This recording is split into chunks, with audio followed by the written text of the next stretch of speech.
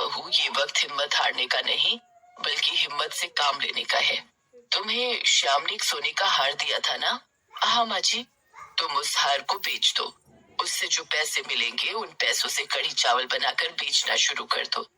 तुम्हारे हाथ के बने कढ़ी चावल बहुत स्वादिष्ट होते हैं। अपने इस हुनर का इस्तेमाल करने का वक्त आ गया है।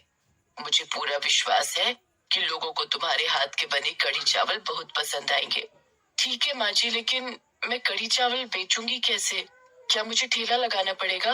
बंटी की साइकिल है ना, उसकी साइकिल पर रखकर कढ़ी चावल बेचना। ठीक है माँ जी। दूसरे दिन रेखा सुनार की दुकान पर जाती है और अपना सोने का हार बेच देती है। उससे जो पैसे मिलते हैं उन पैसों से वो ढेर सारा बेसन, दही, मसाले, चावल और थोड़े से बर्तन खरीदती है। दूसरे दिन रेखा काफी सारा कढ़ी चावल बनाती है। वो एक पतीली में कढ़ी और दूसरी पतीली में चावल रखकर साइकिल पर लेकर निकल पड़ती है। वो पूरे शहर में घूम घूम कर कढ़ी चावल बेचने लगती है। ए कढ़ी चावल वाली, कढ़ी चावल कैसे दिए? जी, 25 रुपए की हाफ प्लेट और 50 रुपए की फुल प्लेट। ठीक है, एक फुल प्लेट कढ़ी चावल दे दो। ये लीजिए। अरे वाह, क्या कढ़ी चावल बनाए हैं। ऐसा लग रहा है मानो मेरी दादी ने बनाए हो। मेरी दादी बहुत स्वादिष्ट कढ़ी चावल बनाती थी। तुम्हारे हाथ के बने कढ़ी चावल खाकर मुझे मेरी दादी की याद आ गई। ऐसा करो, 2 प्लेट कढ़ी चावल पैक कर दो। अपने बच्चों को खिलाऊंगा और उन्हें बताऊंगा कि तुम्हारी दादी भी ऐसी ही कढ़ी चावल बनाती थी। जी साहब, अभी पैक कर देती हूँ। इस तरह रेखा घूम घूम कर कढ़ी चावल बेचने लगी। लोगों को उसकी कढ़ी चावल बहुत पसंद आने लगे। साइकिल पर घूमते घूमते रेखा अजय के उसी होटल के सामने पहुंची जहां उसका पति श्याम पार्टनरशिप में काम करता था। रेखा को एक छोटी सी साइकिल पर कढ़ी चावल बेचते हुए देखकर अजय ने रेखा का मजाक उड़ाना शुरू कर दिया। वो देखो, कल की सेठानी आज साइकिल पर कढ़ी चावल बेच रही है। बेचारी, ये काम भी करना पड़ेगा, इसने कभी सोचा नहीं होगा। अजय दूसरे ग्राहकों से कहने लगा। वो देखिए, वो औरत कितनी छोटी सी साइकिल पर कढ़ी चावल बेच रही है। उसका पति बेहद निकम्मा और कामचोर होगा, तभी तो उसे ये काम करना पड़ रहा है। रेखा ने अजय को उसकी बदतमीजी का कोई जवाब नहीं दिया। अजय, तुझे तो वक्त जवाब देगा। कहते हैं ना कि समय बहुत बलवान होता है। एक दिन मेरा समय भी आएगा। रेखा दूसरे दिन भी अजय के होटल के सामने गई और अपनी साइकिल वहीं खड़ी कर कढ़ी चावल बेचने लगी। वो ग्राहकों को बुलाने के लिए आवाजें लगाने लगी। आइए आइए, स्वादिष्ट कढ़ी चावल खाइए। 25 रुपए में हाफ प्लेट और 50 रुपए में फुल प्लेट। रेखा की आवाज सुनकर अजय के ग्राहक उसकी तरफ जाने लगे। अरे वाह, 25 रुपए में कढ़ी चावल। होटल में महंगा खाने से अच्छा है कि सस्ते कढ़ी चावल खा लूं। अरे हाफ प्लेट कढ़ी चावल लगाना। ये लीजिए साहब। उस ग्राहक ने जैसे ही एक चम्मच कढ़ी चावल खाया, वाह वाह वाह वाह, क्या स्वाद है। बिल्कुल घर जैसा स्वाद है भाई। वाह, इतने अच्छे कढ़ी चावल साइकिल पर मिल रहे हैं और वहाँ बड़े से होटल के अंदर एसी में बैठकर भी अच्छा खाना नहीं मिलता। 25 रुपए में पेट भी भर गया। सुनिए, मैं यहाँ अकेला रहता हूँ। रोज इस होटल में खाना खाने आया करता था, लेकिन ये खाना बहुत महंगा है। आपके कढ़ी चावल स्वादिष्ट भी है और सस्ते भी है। अब से आप यहाँ रोज आना, मैं रोज आपके कढ़ी चावल खाऊंगा। ठीक है, मैं यहाँ रोज आऊंगी। अब रेखा रोज अजय के होटल के सामने आकर कढ़ी चावल बेचने लगी। धीरे धीरे रेखा के ग्राहक बढ़ने लगे। कई ग्राहक तो ऐसे भी थे जो रोज उसके कढ़ी चावल खाया करते थे। शाम होते होते रेखा के सारे कढ़ी चावल बिक जाते। धीरे धीरे लोगों ने अजय के होटल में जाना भी छोड़ दिया। उसके सारे ग्राहक अब रेखा के कढ़ी चावल खाने लगे।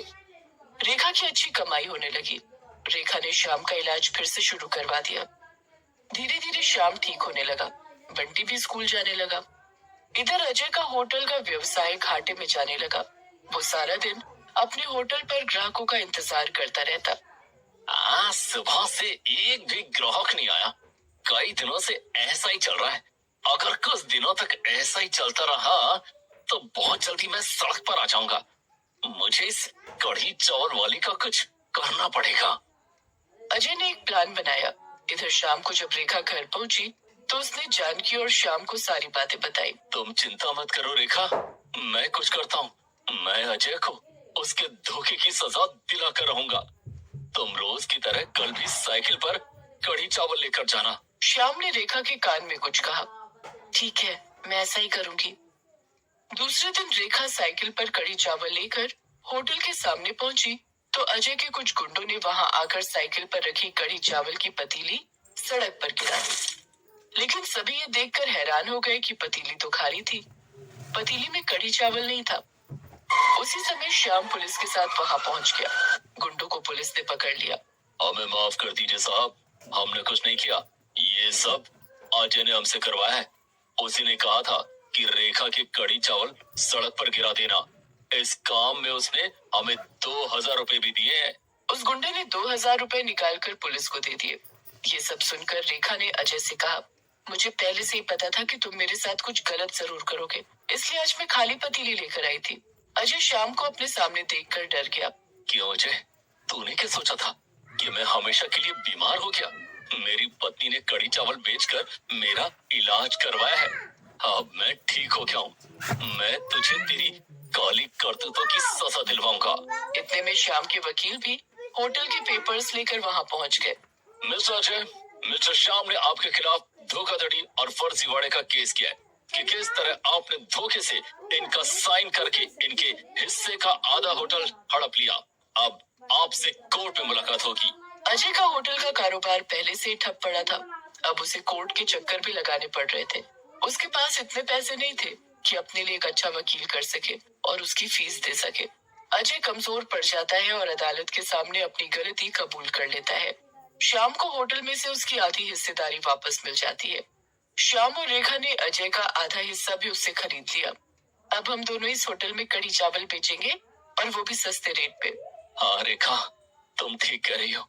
तुम्हारे कड़ी चावल की वजह से हमारे अच्छे दिन वापस लौट आए हैं। श्याम और रेखा मिलकर अपने होटल में कड़ी चावल बेचने लगते हैं। रेखा के पहले से बंधे बंधाए कस्टमर अब कड़ी चावल खाने होटल आने लगते हैं। होटल में हमेशा ग्राहकों की भारी भीड़ लगी रहती। दोनों की खूब अच्छी कमाई हो रही थी। अब श्याम भी कड़ी चावल बनाने में रेखा की मदद करता। उनकी दिन दुनी रात चौगुनी तरक्की हो रही थी।